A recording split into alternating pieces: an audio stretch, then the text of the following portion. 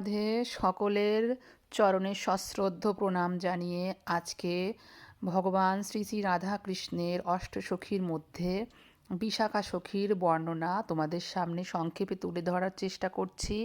সবাই আমাকে কৃপা করবেন যাতে আমি এই আলোচনাটি সঠিকভাবে করতে পারি এবং তোমরা যাতে শুনে আনন্দিত হতে পারো এবং মনে ভক্তির সঞ্চার হতে পারে। রাধারানীর অষ্টসখীর মধ্যে বিশাখা দ্বিতীয়া। শ্রী রাধার মতোই তার আচরণ, গুণ ইত্যাদি। শ্রী রাধারানীর জন্মলগ্নেই বিশাখারও জন্ম, ভাদ্র মাসের শুক্লা অষ্টমীর সোমবার দুপুরবেলায়। বর্ষানার দক্ষিণ পূর্ব দিকে কামাই নামক গ্রামটি বিশাখার জন্মস্থান। পিতার নাম পাবন, মায়ের নাম দক্ষিণা, পতির নাম বাহিক। পাবন হচ্ছেন মুখরার বোনপো এবং দক্ষিণা হচ্ছেন জটিলার বোনঝি। আশা করি জটিলাকে বুঝতে পারছো তোমরা। অষ্টসখী প্রত্যেকের শ্বশুরবাড়ি জাবট গ্রামে। বিশাখার অঙ্গকান্তি বিদ্যুতের মতো, তার বসন তারাবলীর মতো। শ্রী শ্রী রাধা মাধবের সাজসজ্জা করানোর ব্যাপারে প্রিয়জনের মনোরঞ্জন করতে বিশাখা দেবী বিশেষ অভিজ্ঞা। বিশাখা দেবীর সূক্ষ্ম মন্ত্রণা কেউ লঙ্ঘন করতে পারত না। যুগলের দৌত কর্মে সুনিপনা, রাধা মাধবের পারস্পরিক প্রেম কলহে, সাম দান ও ভেদনীতিতে বুৎপন্না, অর্থাৎ শ্রী রাধা মাধবকে কিভাবে সাজানো গেলে অতি সুন্দর হবে সেই ব্যাপারে তিনি মনোরঞ্জন করতেন। বিশাখা দেবী অভিজ্ঞা, মানে অনেক বেশি পারদর্শী। বিশাখা দেবীর সূক্ষ্ম মন্ত্রণা, অর্থাৎ তার সূক্ষ্ম বুদ্ধিতে কেউ তার সঙ্গে পারত না, লঙ্ঘন করতেও পারত না। এবং তিনি দৌত কর্মে সুনিপুণা, মানে তিনি রাধাকৃষ্ণের যুগল দুইজনকে খুশি করানোর জন্য যে ধরনের কর্ম করা উচিত, যে কর্মগুলো করলে রাধা গোবিন্দ অত্যন্ত সন্তুষ্ট হবে সেই কর্ম তিনি সুনিপনা, মানে কোথাও কোনো খুঁত রাখে না।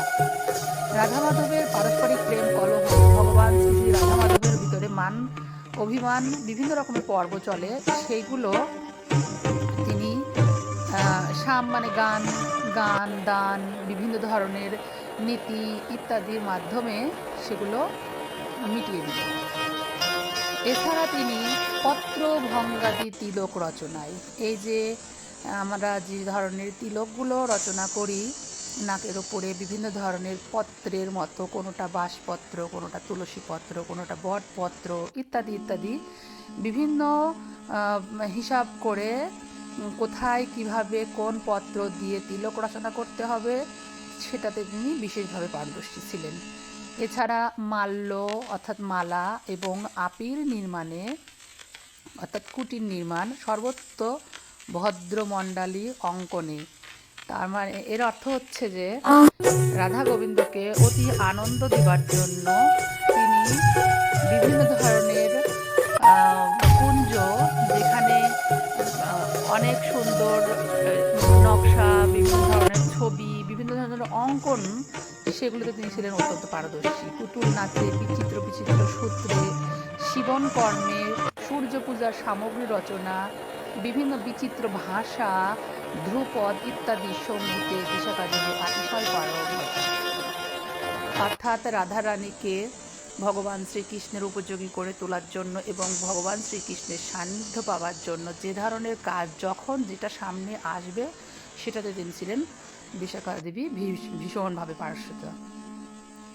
রাধারানীর গান গাইবার লোক যে 6 জন সখী আছেন তার মধ্যে রসোল্লাসা, গুণতুঙ্গা, স্মরোদ্ধরা, কলাকণ্ঠী, সুকণ্ঠী ও পিককণ্ঠী। এখান থেকে আমরা জানতে পারলাম যে রাধারানীর ভেতরে যে কীর্তনগুলো হয় ভগবান শ্রী রাধাকৃষ্ণকে সম্মান এবং খুশি করার জন্য বিভিন্ন ধরনের গান গাইবার যারা থাকে তারা মোট 6 জন। এই 6 জন গীত বাদ্যাদি কলা বিষয়ে, গীত বাদ্যাদি অর্থাৎ গান এবং যন্ত্র বিষয়ে সুশিক্ষিতা, তাদের গানগুলি সব রচনা করেন বিশাখা দেবী।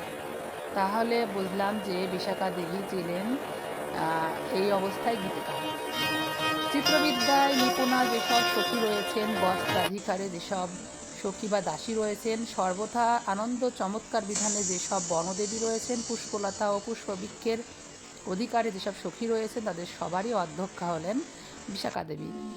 বিশাখা দেবী ছিলেন চিত্রবিদ্যায় নিপুণা, অর্থাৎ তিনি ছিলেন বিভিন্ন ধরনের অঙ্কন, সুনিপুণভাবে তিনি সেই কাজগুলো করতেন এবং সর্বদা আনন্দ এবং চমৎকার বিধান দিতেন তিনি। এবং বিভিন্ন ধরনের বনদেবী রয়েছেন, তাদের পুষ্পলতা পুষ্পবৃক্ষের জন্য যে সকল সখীগুলো প্রয়োজন ছিল, সেই সকল সখীর অধ্যক্ষা হচ্ছে বিশাখা দেবী। বস্ত্র অলঙ্কার সেবায় বিশাখা দেবী তার কুঞ্জ অর্থাৎ তার যে রুমটা ছিল সেটা মেঘবর্ণের। তার বয়স 14 বছর 2.5 মাস। বিশাখা দেবীর যুথে অবস্থিত অষ্টসখীর নাম হলো মালতী, মাধবী, চন্দ্রলেখা, কুঞ্জরী, হরিণী, চপলা, সুরভি, শুভাননা। বিশাখা দেবী গৌরলীলায় রায়নামানন্দ রূপে আবির্ভূত হয়েছেন। বর্ণনা দিতে গেলে রাধা মাধবের অষ্টসখীর বর্ণনা দেবার মতো আমার মতো সাধারণ মানুষের পক্ষে কখনো সম্ভব নয়, কিন্তু গুরুদেবের মুখে এবং সুধী ভগবত জনের মুখে ও গ্রন্থ পাঠের মাধ্যমে যতটুকু জেনেছি তোমাদের সামনে সংক্ষেপে তুলে ধরার চেষ্টা করেছি। এখানে যদি কোনো ভুল ত্রুটি হয়ে থাকে অবশ্যই ক্ষমা সুন্দর দৃষ্টি দিয়ে আমাকে ক্ষমা করবেন এবং নিজ গুণে আপনাদের মতামতটা জানিয়ে দেবেন কোথায় ভুল হলো এবং কীভাবে করলে আরও সুন্দর হবে। এবং যদি আমার এখান থেকে আরও কিছু শেখার থাকে আমি শিখতে রাজি আছি, কারণ ভগবানের শ্রীচরণে শেখার জানার কোনো শেষ নেই। তাই এখানে আলোচনা আর বাড়াবো না। শ্রী শ্রী রাধা মাধবের পরমপৃষ্ট অষ্টসখী শ্রী বিশাখা দেবীর আলোচনা এখানে সমাপ্ত করলাম। তোমাদের শ্রীচরণে আবার সশ্রদ্ধ প্রণাম জানিয়ে আজকের মতো বিদায় নিচ্ছি। সকলে ভালো থেকো, সাবধানে থেকো এবং ভগবানের প্রীতির জন্য সকল কর্ম করো।